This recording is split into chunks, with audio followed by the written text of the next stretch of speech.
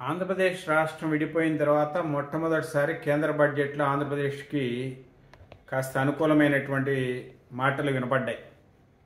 ఎందుకంటే గతంలో ఎప్పుడు బడ్జెట్ వచ్చినా కూడా బడ్జెట్ వచ్చింది పోయింది, ఆంధ్రప్రదేశ్ కొనగూరింది ఏముంది, మాకు ఇచ్చింది ఏమీ లేదు, బడ్జెట్లో నిధులు తీసుకురావడంలో ఫెయిల్ అయ్యారనేటువంటి మాట ఎప్పుడు కూడా చెప్పుకుంటూ ఉండేవాళ్ళు. గతంలో తెలుగుదేశం ప్రభుత్వం 5 ఏళ్లలో కానీ జగన్మోహన్ రెడ్డి గారి ప్రభుత్వ కాలంలో కానీ కేంద్రం నుంచి ఆశించిన స్థాయిలో మద్దతు లభించలేదు, ఆశించిన స్థాయిలో గ్రాంట్లు లేదు అనేది వాస్తవమైన విషయం. అయితే ప్రస్తుతం ఉన్నటువంటి ఆంధ్రప్రదేశ్లో ఎన్డీఏ ప్రభుత్వం, కూటమిగా ఏర్పడినటువంటి బీజేపీ, జనసేన, టీడీపీ మూడు పార్టీలు కూడా కూటమిగా ఏర్పడటం, ప్రభుత్వాన్ని ఏర్పాటు చేయటం, కేంద్రంలో కూడా భాగస్వామిగా ఉండటంతో గతంలో తెలుగుదేశం పార్టీ కేంద్ర ప్రభుత్వంలో భాగస్వామి పార్టీగా ఉంది, కానీ 2014 నుంచి 2019 వరకు. కానీ ఆశించిన స్థాయిలో నిధులు రాబట్టడం జరగల అప్పట్లో కూడా.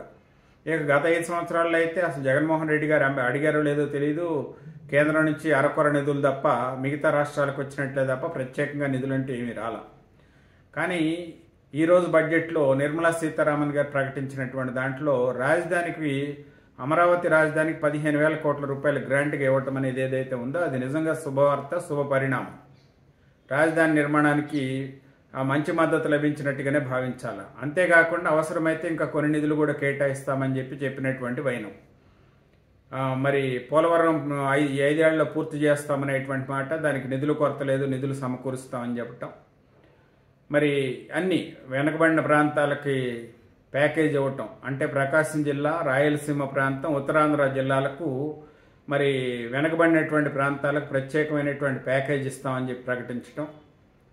ఇవన్నీ కూడా అభివృద్ధి కార్యక్రమాలకు కావాల్సినటువంటి రోడ్ల విస్తరణకి వీటికి కావాల్సినటువంటి నిధులు ఇస్తామని పేర్కొనటం, ఎన్ఆర్ఈఎస్ నిధులు భారీ ఎత్తున కేటాయింపు చేస్తామని చెప్పి ప్రకటించడం. ఇవన్నీ కూడా ఏవైతే ఆంధ్రప్రదేశ్ బాగా వెనకబడినటువంటి, అంటే కష్టాల్లో ఉన్నటువంటి, ఆర్థికంగా బాగా చితికిపోయినటువంటి రాష్ట్రానికి కేంద్ర ప్రభుత్వం నిజంగా ఊతమిచ్చిందని చెప్పాలి.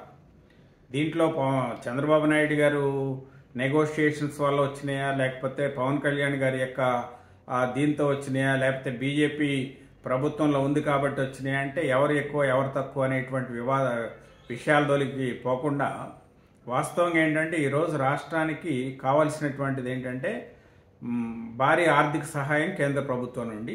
ఆ ఆర్థిక సహాయం ఈనాటి బడ్జెట్ను చూసినట్లయితే కేంద్ర ప్రభుత్వం ఆంధ్రప్రదేశ్ పట్ల సానుకూల ధోరణితో ఉంది. ఖచ్చితంగా ఆంధ్రప్రదేశ్ అభివృద్ధికి కేంద్ర ప్రభుత్వం సహకరిస్తుందని అయితే మనం నమ్మొచ్చు. ఏదేమైనప్పటికీ ఇది ఒక సానుకూల శుభపరిణామంగా భావించవచ్చు.